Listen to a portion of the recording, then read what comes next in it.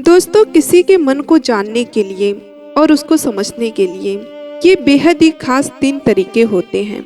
लेकिन इन 3 तरीकों को समझना अति आवश्यक है। यदि आप इन 3 तरीकों को समझ लेते हैं तो आप किसी के भी मन की बातों को बड़ी ही आसानी से जान सकते हैं और उनको समझ सकते हैं। तो चलिए इसे एक छोटी सी कहानी के माध्यम से समझते हैं, किस तरह से आप दूसरों के मन की बातों को जान सकते हैं और उन्हें समझ सकते हैं। बहुत समय पहले की बात है। एक छोटा सा गांव था। उस गांव में 2 भाई रहा करते थे। बड़ा भाई अंधा था, जिस कारण वह हमेशा घर पर ही बैठा रहता था और छोटा भाई खेती किया करता था। लेकिन खेतों में अधिक जानवर आने से पूरी फसल नष्ट हो जाती थी, जिस कारण छोटा भाई बहुत परेशान हो चुका था। तभी उसे एक तरकीब सूझी। एक दिन उसने सोचा, खेतों में से इन जानवरों को भगाने के लिए क्यों ना मैं अपने बड़े भाई की मदद लूं। वैसे भी बड़े भैया अंधे हैं। अगर वे खेत में बैठे रहेंगे, जानवरों की आहट आने पर उनके ऊपर यदि जोर से चिल्ला देंगे तो वो जानवर उनकी आवाज को सुनकर भाग सकते हैं, जिससे हमारी फसल बच सकती है। इसलिए उन्हें मैं खेतों में बिठा देता हूँ।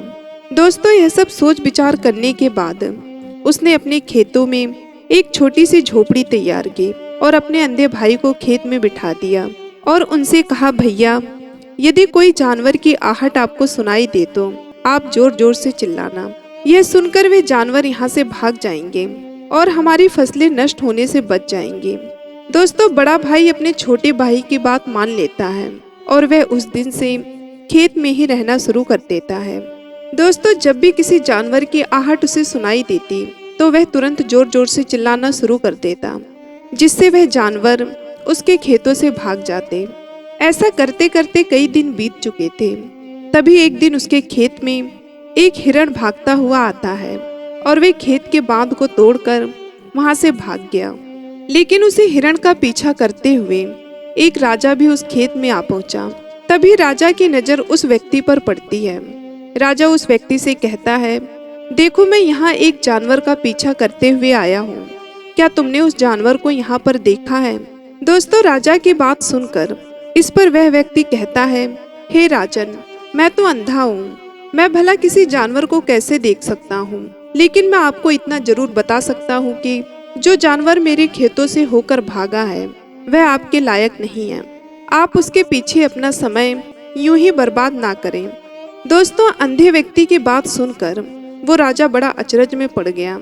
ये सोचने लगा कि आखिर यह तो अंधा है, फिर ये कैसे पता कि जिस हिरण का मैं तलाश कर रहा हूँ वह हिरण मेरे लायक नहीं है? ये अंधा व्यक्ति मुझे कैसे बता सकता है? तभी राजा उस अंधे व्यक्ति से कहता है कि कहीं तुम मुझसे झूठ तो नहीं कह रहे हो? एक तरफ तुम ये कहते हो कि तुम अंधे हो और दूसरी तरफ तुम यह भी कह रहे हो कि जो जानवर यहाँ से भागा है वह मेरे लायक नहीं है। इस पर वह अंधा व्यक्ति कहता है कि हे राजन, जिसे आप एक हिरण समझ रहे हैं, असल में वह एक हिरण नहीं है बल्कि एक हिरणी है और वह भी गर्भवती है। और जहाँ तक मुझे ज्ञान है, मैंने कभी किसी राजा को किसी गर्भवती हिरणी का शिकार करते हुए नहीं सुना है और इसी कारण मैं आपसे ये कह रहा हूँ कि वह हिरणी आपके लायक नहीं है। आप उसके पीछे अपना समय व्यर्थ ना करें। दोस्तों, यह सुनकर राजा और भी अचरज में पड़ गया। यह सोचने लगा कि आखिर यह अंधा आदमी ये कैसे जान सकता है कि वह हिरणी है और गर्भवती है। दोस्तों, राजा कुछ देर सोच विचार करने के बाद अपने सेनापति से कहता है, सेनापति जी, मुझे वह जानवर जिंदा चाहिए, क्योंकि मुझे यह पता करना है कि क्या वह हिरणी है और क्या वह गर्भवती है। क्योंकि अंधा आदमी बहुत विश्वास के साथ कह रहा है और मुझे इस बात की पुष्टि करनी है। यदि वह हिरणी गर्भवती हुई तो वह हमारे शिकार के लायक नहीं है, क्योंकि हम तो एक हिरण का पीछा कर रहे थे। इसलिए जाओ और पता करो कि क्या वह हिरणी गर्भवती है या फिर नहीं। दोस्तों, राजा की बात सुनकर वो सेनापति उस जानवर का पीछा करते हुए उस खेत में पहुंच जाता है। जब वह वापस लौटकर आता है तो वह राजा को कहता है, हे राजन, इस अंधे आदमी ने जो भी बात कही है वह बिल्कुल सही है। वह जानवर एक हिरनी ही है और वह गर्भवती भी है। यह सुनकर राजा आश्चर्यचकित रह गया। उसे समझ नहीं आ रहा था कि आखिर अंधा आदमी कैसे पता कर सकता है कि वह जानवर एक हिरनी है और तो और वह गर्भवती भी है। भला एक अंधा आदमी कैसे देख सकता है, ये कैसे जान सकता है? दोस्तों, अब राजा अपने मन में ठान लिया, मुझे इस बात के तह तक जाना है। आखिर एक अंधा आदमी कैसे सब कुछ पता कर सकता है? आखिर अंधा आदमी कैसे जानता है कि वह एक जानवर ही है? और यह सोचकर वह राजा उस अंधे आदमी के पास जाता है और उस अंधे आदमी से कहता है कि मैं ये तो नहीं जानता कि तुम सच में अंधे हो या फिर नहीं, लेकिन मैं तुमसे एक बात जानने के लिए आया हूँ। क्या तुम मेरे प्रश्नों का सही जवाब दोगे? इस पर अंधा व्यक्ति कहता है, हे राजन, आप जो कुछ पूछना चाहते हैं मुझसे पूछ सकते हैं, मैं आपके सवालों का जवाब दूंगा। उस अंधे आदमी की बात सुनकर तब राजा कहता है, तुम अंधे हो और दूसरी तरफ तुमने ये बता दिया कि जिस जानवर का मैं पीछा कर रहा हूँ वह एक हिरनी है, और तो और वह गर्भवती भी है। आखिर तुम्हें ये कैसे पता चला? तुम्हारे खेत में तो और भी जानवर आते होंगे, और भी जानवर यहाँ से गुजरते होंगे, फिर तुमने ये कैसे अंदाजा लगाया? दोस्तों, राजा की बात सुनकर तभी वह अंधा व्यक्ति राजा से कहता है कि हे राजन, आप जिस हिरनी का पीछा कर रहे थे वही हिरनी जब मेरे खेत में आई, उसकी रफ्तार और उसके भागने की आहट से मुझे यह एहसास हो चुका था कि यह एक हिरनी है, और मेरे खेत के जो बांध हैं वो बहुत छोटी है, उसकी ऊंचाई ज्यादा नहीं है। यदि कोई हिरण होता तो उस बांध को बड़ी आसानी से नाप जाता, लेकिन वह हिरनी इस बांध को तोड़कर भागी है, और यदि वे इस बांध को छलांग लगाकर पार करने का प्रयास करती तो इससे उसके बच्चों को खतरा होता, और इसी बात से मैंने ये पता लगा लिया कि वह गर्भवती है। बस इस कारण ज्यादा ऊंची छलांग ना लगाकर मेरे खेत के बांध को तोड़ते हुए भाग गई। दोस्तों, इस पर राजा के मन में एक और प्रश्न उठा। राजा ने कहा, किंतु तुम्हें कैसे पता चला कि वह एक हिरनी ही है? और भी तो कोई जानवर यहाँ पर आ सकते हैं। इस पर वह अंधा व्यक्ति कहता है कि हे राजन, मैं पूरा दिन सुबह शाम यहीं पर बैठा रहता हूँ और मेरी सुनने की शक्ति बहुत तेज है। मैं ये भाप जाता हूँ कि कौन सा जानवर मेरे खेत में आया है, और उसी के आधार पर मैं जोर जोर से चिल्लाता हूँ ताकि वह मेरे खेत से भाग जाए और मेरे खेत की फसलों को नष्ट ना कर पाए। राजा अंधे आदमी का यह जवाब सुनकर पूरी तरह से संतुष्ट हो चुका था। वह मन ही मन ये सोच रहा था कि आदमी भले ही अंधा हो, लेकिन ये तो बड़ा ही ज्ञानी मालूम पड़ता है। इस आदमी से कुछ ना कुछ तो काम निकलवाना ही चाहिए। दोस्तों, ये विचार लिए हुए राजा वहाँ से वापस अपने महल की ओर लौट आता है। राजा जब अपने महल में पहुँचते हैं, कुछ दिन ऐसे ही बीत जाता है, लेकिन कुछ दिन बीतने के बाद वो राजा अपने सेनापति को आदेश देता है और बोलता है कि जाओ उस अंधे व्यक्ति को बुलाकर लेकर आओ। दोस्तों, तब वो सेनापति राजा के कहने पर उस अंधे व्यक्ति को बड़े ही आदर भाव के साथ राजमहल में लेकर आते हैं। जब वो अंधा व्यक्ति राजमहल में आता है तब राजा अंधे व्यक्ति से कहता है, आप तो बड़े ही ज्ञानी व्यक्ति हैं, आपको किसी भी बात का पता बड़ी आसानी से चल जाता है।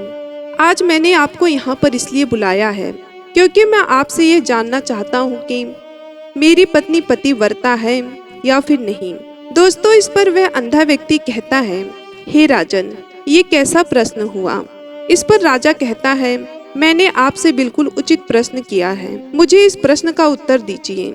इस पर वह अंधा व्यक्ति कहता है कि हे राजन, यह सारी बातें जाने दीजिए, आपकी शादी को कई साल बीत चुके हैं और अब आप यह बात क्यों जानना चाहते हैं?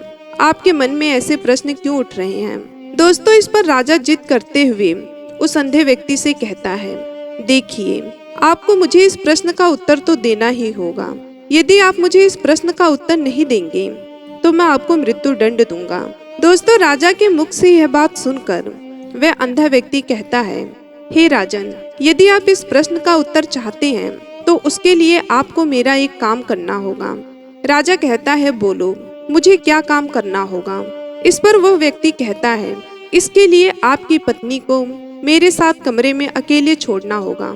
दोस्तों, उस अंधे व्यक्ति की ये बात सुनकर राजा पहले तो क्रोधित हो जाता है, लेकिन फिर कुछ सोच विचार करने के बाद वह उस व्यक्ति की बात मान लेता है और अपने सेनापति को आदेश देता है, सेनापति जी, इस व्यक्ति को और मेरी पत्नी को एक कमरे में कुछ देर के लिए अकेला छोड़ दो। दोस्तों, सेनापति बिल्कुल वैसे ही करता है अब राजा की पत्नी और अंधा आदमी एक कमरे में बंद हो चुके होते हैं। तभी वह अंधा आदमी राजा की पत्नी से कहता है, मुझे आपको छूना है। इस पर रानी अत्यधिक क्रोधित हो जाती है और उस अंधे आदमी को पकड़कर वहीं पर पीटने लगती है, कभी हाथों से तो कभी लातों से तो कभी पटक पटक कर। इस तरह से उसने उस आदमी की खूब पिटाई की। इसके बाद किसी तरह से अंधा आदमी अपनी जान बचाकर वहां से भाग निकला और वे राजा के पास पहुंचता है और वो राजा से कहता है, हे राजन, आपकी पत्नी पतिव्रता नहीं है। यह बात सुनकर राजा अत्यधिक क्रोधित हो उठता है और राजा अपनी तलवार निकालकर सीधा अपनी पत्नी की ओर जाता है और क्रोधित होकर वह अपनी रानी से कहता है, रानी जी, आज मैं जो भी सवाल आपसे करने वाला हूँ उसका मुझे सच सच जवाब दीजिएगा। यदि आपके एक भी शब्द झूठ निकले तो मैं आपका अभी के अभी सर धड़ से अलग कर दूंगा। तभी आगे वह राजा कहता है, हे रानी, मुझे बताइए, क्या आप पतिव्रता हैं या फिर नहीं। दोस्तों, इस पर रानी कहती है, हे राजन, आप भले ही मुझे जान से मरवा दीजिए, लेकिन मैं पतिव्रता नहीं हूँ। दोस्तों, राजा यह बात सुनकर बहुत खुश हुआ, क्योंकि उस अंधे आदमी ने जो भी कहा था वह बिल्कुल सच था। यह बात सुनकर तुरंत ही राजा उस आदमी के पास पहुंचता है और आकर के उस अंधे आदमी से कहता है, तुम्हें कैसे पता चला कि मेरी पत्नी पतिव्रता नहीं है। अंधा आदमी कहता है, हे राजन, ये तो बड़ी सीधी सी बात है। मैंने तो आपकी पत्नी से बस इतना ही कहा था कि मुझे आपको छूना है, और इस बात पर वो इतना क्रोधित हो उठी। उन्होंने गुस्से में आकर मुझे लात घूंसे से पीटना शुरू कर दिया। भला कोई औरत किसी मर्द को कैसे छू सकती है, लेकिन उन्होंने मुझ पर कोरे बरसाने शुरू कर दिए और उसके बाद मुझ पर लात घूंसे भी बरसाने शुरू कर दिए। और वो अंधा आदमी आगे राजा से कहता है, हे राजा, एक पतिव्रता नारी कभी भी पराये मर्द को नहीं छूती।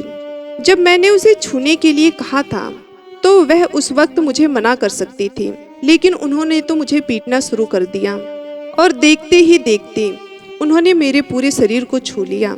अब आप ही बताइए, ऐसी स्त्री भला पतिव्रता कैसे हो सकती है। दोस्तों, इस पर राजा कहता है, तुम तो बड़े ज्ञानी मालूम पड़ते हो। अच्छा ठीक है, चलो तुम मेरे एक प्रश्न का और जवाब दो। यदि तुमने मुझे इस प्रश्न का सही सही जवाब दे दिया तो मैं तुम्हें यहाँ से जाने दूंगा। आगे राजा उस अंधे आदमी से कहता है कि तुम मुझे यह बताओ, क्या मैं सच में अपने पिताजी का ही बेटा हूँ या फिर किसी और का। इस पर वह अंधा आदमी कहता है, हे राजन, इस बात से आपको क्या लेना देना, आप किसी की भी औलाद हो, आखिर आप हैं तो इस राज्य के राजा ही, इसलिए इस प्रश्न को जाने दीजिए। लेकिन राजा कहता है, नहीं नहीं, मुझे इस प्रश्न का उत्तर जानना ही है, मुझे इस प्रश्न का सही सही जवाब चाहिए, अन्यथा ये प्रश्न मुझे हमेशा परेशान करता रहेगा, इसलिए मैं इसका सही सही जवाब जानना चाहता हूँ। यदि तुम इसका सही सही जवाब दे देते हो तो तुम यहाँ से जा सकते हो, मैं तुम्हें रोकूंगा नहीं। इस पर अंधा आदमी कहता है, हे राजन, इसके लिए तो मुझे आपके माँ के पास भी जाने की कोई आवश्यकता नहीं है।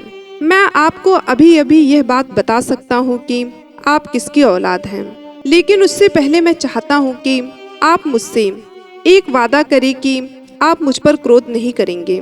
राजन ने कहा, मैं तुमसे वादा करता हूँ, मैं तुम पर क्रोध नहीं करूँगा। इसके बाद आदमी राजा से कहता है, हे राजा, आप है तो अपने पिता के ही पुत्र, लेकिन आप पर एक कंजूस सेठ की छाया पड़ी हुई है। दोस्तों, यह सुनकर राजा बहुत क्रोधित हो उठा और वे तुरंत तलवार निकालकर अपनी माँ के पास जा पहुँचा। वहाँ पर पहुँचने के बाद वह अपनी माँ से कहता है, माँ, मुझे सच सच बताइए, क्या मैं अपने पिता का पुत्र हूँ या नहीं। यदि आपने मुझे सही सही नहीं बताया तो मैं यहीं पर अपने प्राण त्याग दूंगा। मुझे बताओ क्या सच है। दोस्तों, इस पर उस राजा की माँ कहती है, बेटा, तू तो है अपने पिता का ही पुत्र, लेकिन तुम्हारे ऊपर एक कंजूस सेठ की छाया पड़ी हुई है। जब मैं एक बार नहाने के बाद अपना मुंह आईने में देख रही थी, तभी उसके पीछे मुझे कंजूस सेठ नजर आता है और उसी की छाया तुम पर पड़ चुकी है। यह सुन राजा बहुत खुश हो जाता है और वह तुरंत दौड़ा दौड़ा वापस उस अंधे आदमी के पास पहुंचता है। अंधे आदमी से कहता है, तुम्हें यह कैसे पता चला कि मुझ पर एक कंजूस सेठ की छाया पड़ी हुई है। इस पर वह अंधा आदमी कहता है, हे राजन, आपने मुझसे कई सारे सवाल पूछे जिनका जवाब मैंने आपको सही सही दिया है। यदि कोई और राजा होता तो मुझे इसके बदले में ढेरों सारे इनाम मिल चुके होते, लेकिन अब तक आपने मुझे एक फूटी कौड़ी तक नहीं दी है। इस बात से मैंने अंदाजा लगा लिया था कि आप बहुत कंजूस हो। यह बात सुनकर राजा जोर जोर से हंसने लगा और कहता है कि आप जो भी मांगेंगे वह मैं आपको अवश्य दूंगा, लेकिन मुझे यह बताओ कि तुम्हें कैसे पता चल जाता है कि कौन सी बात सही है और कौन सी गलत। तुम किसी भी बात का इतना सटीक और सही जवाब कैसे दे पाते हो। इस पर अंधा आदमी कहता है, मैं तो वैसे ही अंधा हूँ। यदि मेरी आंखें होती तो मैं किसी की भी मन की बातें बड़ी सरलता से जान लेता। मन की एक भाषा होती है और ये भाषा मनुष्य के शरीर के व्यवहार के रूप में देखी जा सकती है। उसकी आंखों से, उसके ओठों से, उसके काम करने के तरीके से, उसकी क्रियाओं से पता किया जा सकता है कि उसके मन में क्या चल रहा है। उसके आधार पर हम किसी के भी मन की बातें जान सकते हैं। लेकिन मैं तो अंधा हूँ, मैं देख नहीं सकता, इसलिए मैं क्रियाओं से देखता हूँ। यदि मुझे कोई बात जाननी हो तो अगले आदमी को कुछ काम देना पड़ता है, जिस पर वह व्यक्ति किस प्रकार काम करता है, किस तरीके से इस काम को करता है, उसके आधार पर ही मैं ये पता कर पाता हूँ कि उसके मन में क्या चल रहा है। तभी वह राजा कहता है, तो क्या इसका अर्थ ये हुआ कि मैं भी किसी के मन की बातें जान सकता हूँ। इस पर वह अंधा आदमी कहता है, राजन अवश्य आप भी किसी भी व्यक्ति के मन की बातें जान सकते हैं, किंतु उससे पहले आपको अपने ऊपर काम करना होगा, और वह काम है अपने मन को शांत करना, अपने मन को वर्तमान में लाना होगा, जिसके लिए मैं आज आपको 3 तरीके बताने वाला हूँ, और ये तीनों ही तरीके बड़ी ही आसान हैं। इससे पहले आपको एक काम करना होगा, अपने मन को एकाग्र करना होगा।